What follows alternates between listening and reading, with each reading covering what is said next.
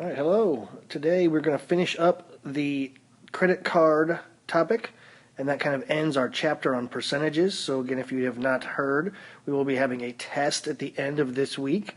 We'll take a couple of days to review, go back over everything, give you a chance to kind of catch up or finish anything missing, and then again we will test at the end of this week.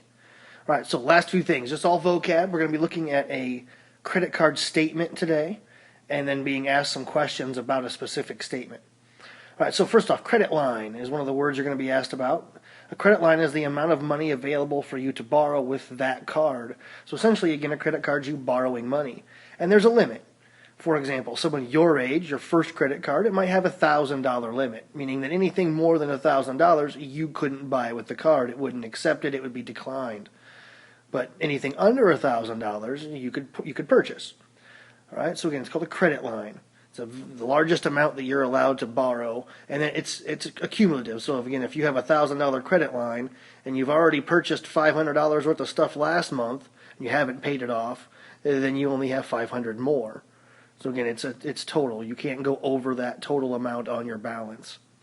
All right, so next is available credit. That's the amount of the credit line you currently have available. So like I said, if you've already spent $200 out of your $1,000, that means you have $800 available credit. That's how much more you could spend before, again, it would be declined. A minimum payment, that would be your smallest acceptable payment that would avoid late fees. Now, late fees would be charges that you get when you pay the bill late. So sometimes those can be expensive, and we'll talk about those a little bit later. Now, a finance charge. That's what you get for any remaining unpaid balance times the monthly periodic rate. So essentially that's just the interest being added in, all the extra that you're paying for something. All right, now those late charges, that's a set fee. That's not something that changes depending on how much you were supposed to pay. It's always the same amount. It's always somewhere in the $25 to $50 range, and it would be in the contract that you sign when you get the credit card.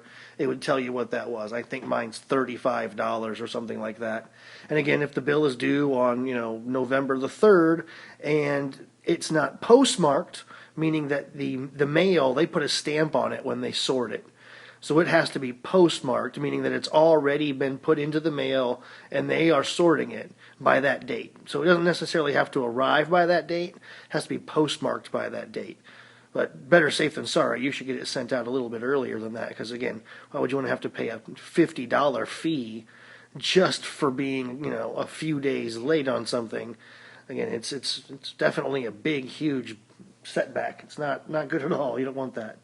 All right, then lastly is fees. Fees are an annual charge from their creditor for use of their card. And now, not everybody does these, but some people have an annual fee, meaning that every year on January 1st, they add $20 to your bill as kind of a, hey, here you go, we're charging you for letting you use this. So some don't charge any. For example, my card that I have a Discover card and a Visa card, and they don't charge any annual fees, which is nice. But again, the higher credit you have, the better that will be. And we'll talk about credit later on in the year in a different chapter. So if you don't know what credit is, again, that's something we'll talk about when we do taxes. All right, so your work today is going to be this sample credit card statement, and you're going to be asked some questions about it. So I just want to point out a couple of things. Obviously, most of it's just made up stuff. But this line here, a very important line, the credit, available credit, what your current balance is, and then over here I want you to see the minimum payment due. So those are some key things to look at. All right, and then this section here in the middle, this is where your new purchases and payments are all recorded in order by date. You can see there was a payment of $168.80, and then there were some purchases on January the 12th. This person went to a record recycler and got some stuff. And on the 13th, they went to the Beef-A-Rama restaurant. Ooh, that sounds good. And on the 18th, they did Great Escapes Big City. I don't know what that is. Ooh, the Dino-Cell gasoline. That sounds like they put gas in their car. $12.26. That's not very much gas. And they bought some shirts. So again, all that stuff gets added up. The next thing I want you to look at is this section here. This section here is giving you some totals. For example, we have this previous balance total. That means how much was your bill last month? All right, that's kind of an important one to see sometimes for your records. And then here you can see how much did you pay last month. And I want you to notice that those numbers match.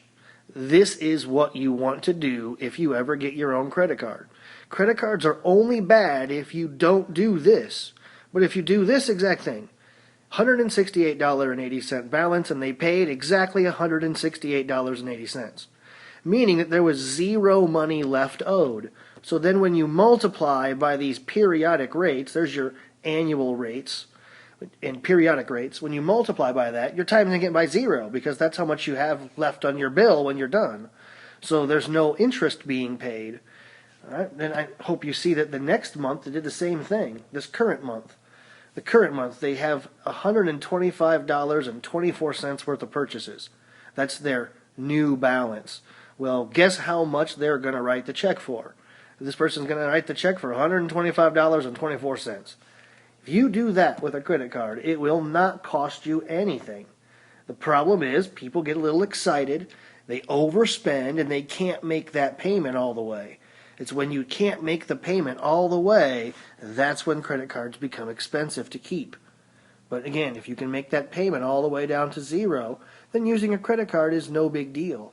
Sometimes they even give you bonus points for using it and cash back for using it and special rewards or airplane miles or all kinds of little perks for people who use their card because they're hoping that you're the kind of person that won't pay it all the way off to zero every month. But again, if you're the person who does, then you don't ever have to pay any extra and you get the little perks, then again, having a credit card is actually a pretty good plan. But, again, you got to be extra careful. It's really easy to get excited and overspend. I know I've done it myself a little bit sometimes. So, again, as long as you're careful, these things aren't a bad thing. But if you're not, they can really get out of hand and really cost you a lot of money. All right. Good luck on your work today.